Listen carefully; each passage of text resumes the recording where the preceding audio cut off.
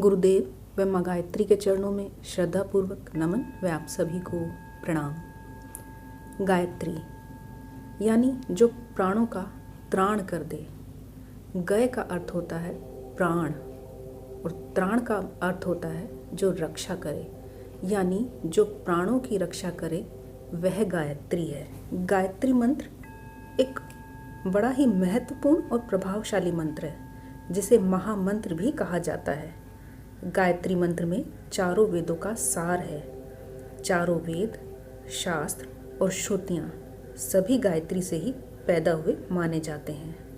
यह यजुर्वेद के मंत्र ओम भूर भुव स्वः और ऋग्वेद के एक छंद के मेल से बना है। इस मंत्र को गायत्री के स्त्री रूप में पूजा जाता है। गायत्री मंत्र के ऋषि विश्वामित्र हैं, क्योंकि इन्होंने ही इस मंत्र को खुले तौर पर सबके सामने प्रकट किया था, जो उनके समय तक एक बहुत ही गुप्त मंत्र था। इस मंत्र के देवता सविता हैं। सविता सूर्य की शक्ति को कहा जाता है।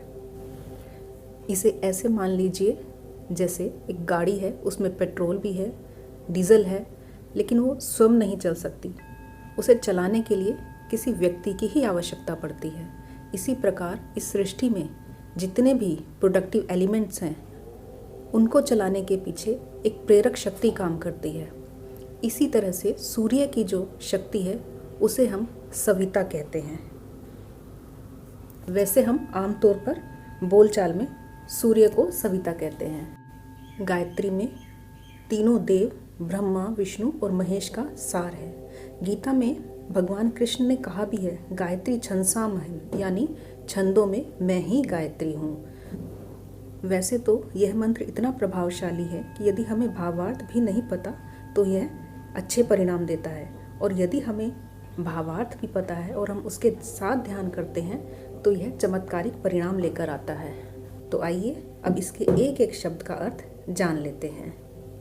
यहाँ ओम ब्रह्मनाद है। भूर बिना संधि के भू होता है, लेकिन संधि के नियम से भूर बोला जाता है, यानी प्राण स्वरूप। भूय का अर्थ है दुख नाशक। स्वय का अर्थ है सुख स्वरूप। तत् यानी उस। सवितु का अर्थ है तेजस्वी या प्रकाशवान। वरेण्यम यानी श्रेष्ठ या जो वरण के योग्य है। भर्गो का अर्थ है पाप नाशक। देवस्य का अर्थ है दिव्य को। धीमहि का अर्थ है धारण करें। धियो का अर्थ है बुद्धि। योग का अर्थ है जो। ना का अर्थ है हमारी।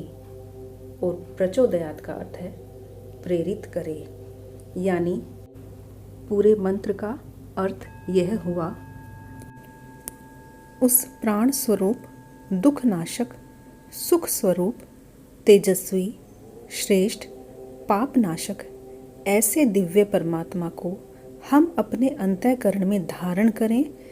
वह हमारी बुद्धि को सन्मार्ग में प्रेरित करे। यदि गायत्री मंत्र के इस अर्थ पर मनन और चिंतन किया जाता है तो यह हमारे अंतःकरण में उन तत्वों की वृद्धि करती है जो मनुष्य को देवत्व की ओर ले जाते हैं। ये भाव बड़े ही शक्तिदायक, उत्साहप्रद, सत्वगुणी और आत्मबल बढ़ाने वाले होते हैं। इन भावों का नियमित रूप से कुछ समय के लिए मनन अवश्य करना चाहिए। गायत्री मंत्र हमें भावपूर्वक करना चाहिए। इसमें 3 भावनाओं का मिश्रण है।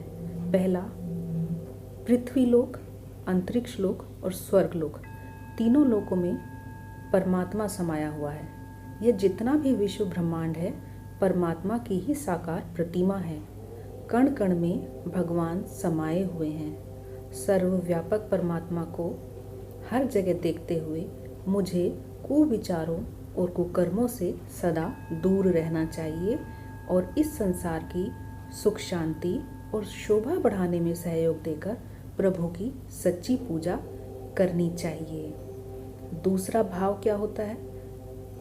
यह परमात्मा जो तेजस्वी है, श्रेष्ठ है, वर्ण करने योग्य है, जो पाप से रहित है और जो दिव्य है, उसको मैं अपने अंतःकरण में धारण करता हूँ। ऐसे गुणों वाले परमात्मा मेरे अंतःकरण में प्रविष्ट होकर मुझे भी तेजस्वी, श्रेष्ठ, पाप रहित और दिव्य बनाते हैं। मैं प्रति क्षण इन गुणों से युक्त होता जाता हूँ या होती जाती हूँ। इन दोनों की मात्रा मेरे मस्तिष्क और शरीर के कण कण में बढ़ती है। इन गुणों से मैं ओतप्रोत होता जाता हूँ। तीसरा भाव हमें क्या करना है कि वह परमात्मा हमारी बुद्धि को सन्मार्ग में प्रेरित करे। सद्बुद्धि को पाकर हम इस जीवन में ही स्वर्गीय आनंद का उपयोग करें, मानव जीवन को सफल बनाएं। इस तरह से ये तीनों भाव हमें धीरे धीरे मनन करने चाहिए और एक एक शब्द पर कुछ देर के लिए रुकना चाहिए। जब हम मंत्र का ध्यान कर रहे हैं कि परमात्मा भू भुवः स्वः तीनों लोकों में व्याप्त है, तब ऐसी कल्पना करनी चाहिए जैसे हम पाताल, पृथ्वी, स्वर्ग को भली प्रकार से देख रहे हैं। परमात्मा सर्वत्र समाया हुआ है। गीता में अर्जुन को जिस प्रकार भगवान ने अपना विराट रूप दिखाया है, वैसे ही विराट पुरुष के दर्शन हमें अपने कल्पना लोक में करने चाहिए कि मेरे और चारों तरफ परमात्मा ही परमात्मा है। ऐसी महाशक्ति की उपस्थिति में कुविचारों और कुकर्मों को मैं किस प्रकार ग्रहण कर सकता हूँ। इस विश्व पुरुष का कण कण मेरे लिए पूजनीय है। दूसरे भाव का चिंतन करते हुए हमें अपने हृदय को भगवान का सिंहासन अनुभव करना चाहिए और उस तेजस्वी, सर्वश्रेष्ठ, निर्विकार, दिव्य गुणों वाले परमात्मा को विराजमान देखना चाहिए। विराट पुरुष के रूप में या राम, कृष्ण, विष्णु, गायत्री या अन्य किसी के रूप में या दीपक की ज्योति के रूप में भी देख सकते हैं। यह अपनी अपनी रुचि पर है। परमात्मा का पुरुष रूप में, गायत्री का मातृ रूप में अपनी रुचि के अनुसार ध्यान किया जा सकता है। परमात्मा स्त्री भी है और पुरुष भी है। तीसरे भाग का चिंतन करते हुए ऐसा अनुभव करना चाहिए कि यह गायत्री ब्रह्म शक्ति हमारे हृदय में निवास करने वाली भावना तथा मस्तिष्क में रहने वाली बुद्धि को पकड़कर सात्विकता के, धर्म, कर्तव्य के, सेवा के पथ पर लिए जा रही है। बुद्धि और भावना को इसी दशा में चलाने का अभ्यास और प्रेम उत्पन्न कर रही है और वे तीनों बड़े आनंद, उत्साह और संतोष का अनुभव करते हुए माँ गायत्री के साथ साथ चल रहे हैं। इस प्रकार ध्यान करने से गायत्री मंत्र का अर्थ अच्छी प्रकार से याद हो जाता है और उसकी प्रत्येक भावना मन पर अपनी छाप जमा देती है, जिससे यह परिणाम कुछ ही दिनों में दिखाई देने लगता है कि मन कुविचारों और कुकर्मों की ओर से हट गया है। ऐसा भाव करने पर जब हम गायत्री मंत्र का ध्यान करते हैं तो शुरुआत में थोड़ा समय लगता है, परंतु यह निश्चित ही हमारी आत्मोन्नति करेगा। तो इस प्रकार हमें गायत्री मंत्र का जाप, इसका भावार्थ ध्यान में रखकर करना चाहिए। तो अभी इस वीडियो में इतना ही। आगे की वीडियो में मिलेंगे एक नई जानकारी के साथ। वीडियो को लाइक शेयर ज़रूर करें व चैनल को भी सब्सक्राइब कर लें तथा बेल आइकन भी ज़रूर दबाएं ताकि आने वाली वीडियो की नोटिफिकेशन आपको मिलती रहे। आप सभी का धन्यवाद।